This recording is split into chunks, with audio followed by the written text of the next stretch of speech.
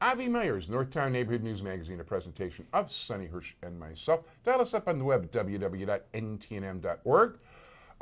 Community policing we're really big on, caps24.org. Sonny in his spare time is the chairman of the District Advisory Committee of the 24th District. And Jewish Chicago is coming, tra-la, tra-la. You got to call us now. We're getting really close to the deadline. By the time you've seen this on television, it's like if you want to participate, you really got to let us know. So please, if you're watching it early on YouTube, you got a little bit of time, but not a lot. So, pedal to the metal. Anyway, one of the most discussed races in Chicago is the state representative race in the, which number district is it? 10th. In the 10th district, where a former guest on our show, Derek Smith, won the Democratic primary for state representative. He has since been ejected from the Illinois legislature. He is under federal indictment.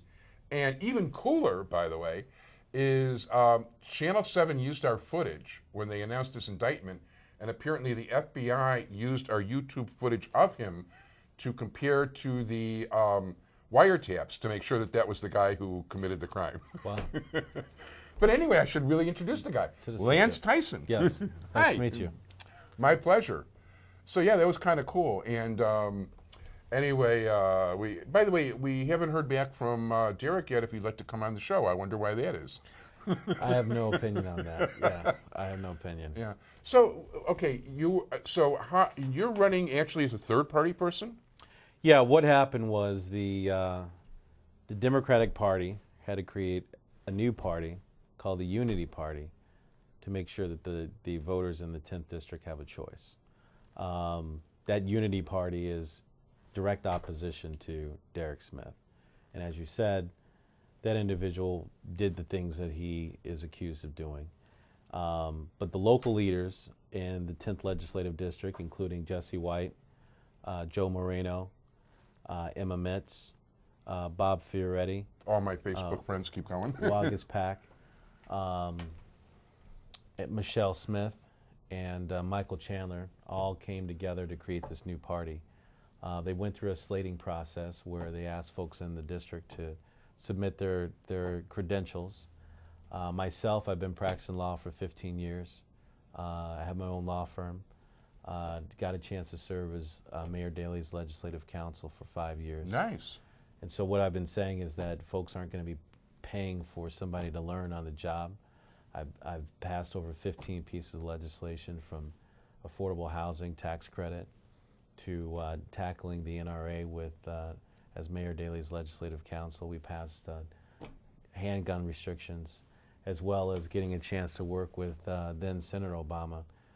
He carried legislation that I drafted that expanded the Enterprise Zone Act, which basically provided tax credits to businesses to locate into blighted areas. And you've got those in your area where they can be that already have been and are being and will be built into businesses.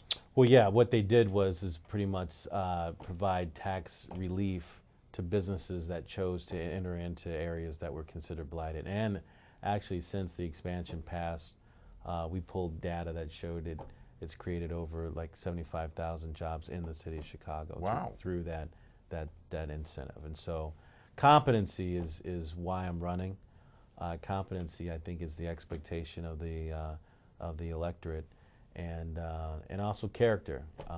As I've said, I failed the bar the first 2 times, but once I did pass, I became the first Tyson to hold a law license here in Illinois as well as in Wisconsin. Very cool. And I'll be damned if I do anything to dishonor all my parents' hard work to get me an opportunity to be an attorney. Sounds very admirable. So competence and character is what the expectations are of the electorate. We've been walking from Cicero all the way over to Halstead, talking with families and making sure that having a conversation with them. And the things that I hear is that government has a role and the family has a role. But we need a nexus between government and family, and with an individual focused on himself opposed to their interests, that nexus is being breached. It's our objective through the Democratic Party to cure that. And that's my mission, and that's what we're seeking to do. Now, you're at something of a disadvantage because you're not listed as the Democratic candidate. And third-party candidates, I mean, It's not that it hasn't happened, and certainly your opponent has not done himself any favors with his actions.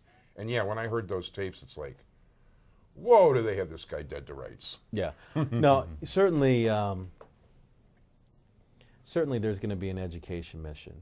But the fact of the matter is that if given the choice, I feel extremely comfortable that folks will make the right choice. As it relates to the education process, like I said, we've been going door to door and talking to folks and letting them know that they in fact have a choice. But more important than this, our mission really is to really tackle the politics that would choose to put your own interests over the interests of the taxpayers, your own interest over the interests of the voters.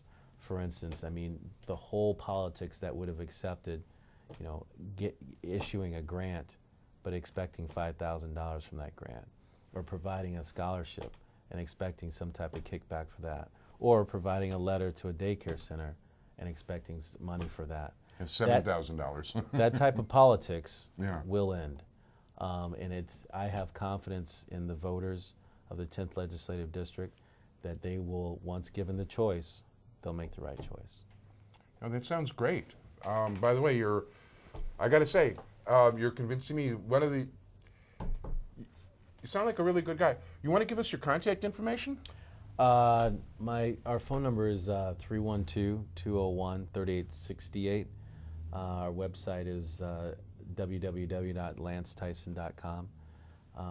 Our office is at 2620 West Washington, and certainly welcoming all volunteers and folks that are seeking to really correct this wrong. One of the big things that I've been surprised about, however, is that those who have held themselves out as corruption-fighting entities or voices, like the BGA and other entities, that have been just deathly silent. And I'm a little disappointed in that. More importantly, it seems as if the voters on the west side of Chicago are disappointed that these entities would choose to sit on the sideline while an individual clearly breached his fiduciary duty that he owes the taxpayers, but yet they're voiceless. And that's been quite the surprise.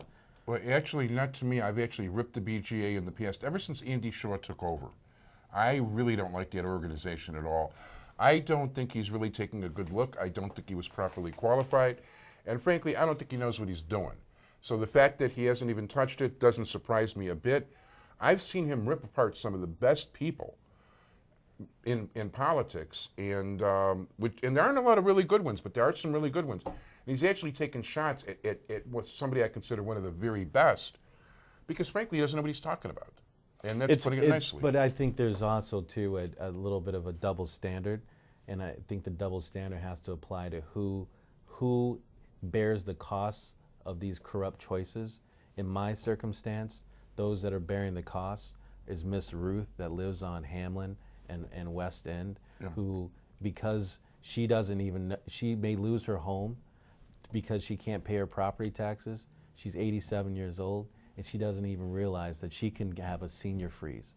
And it's because of the lack of solid government that she doesn't know that Andy is failing to recognize by his choices, and I'm disappointed in that. We could talk a lot of time about that, but you know what? In the meantime, Mickey's hands are saying, I want to thank you very much for being here, Elias Tyson. Appreciate it, bro. I want to wish you luck in the campaign. I want to thank my entire technical crew, Sonny Hirsch. Jewish Chicago, don't forget about it. Contact me now. And bye-bye, everybody. Tune in again next week, more politics.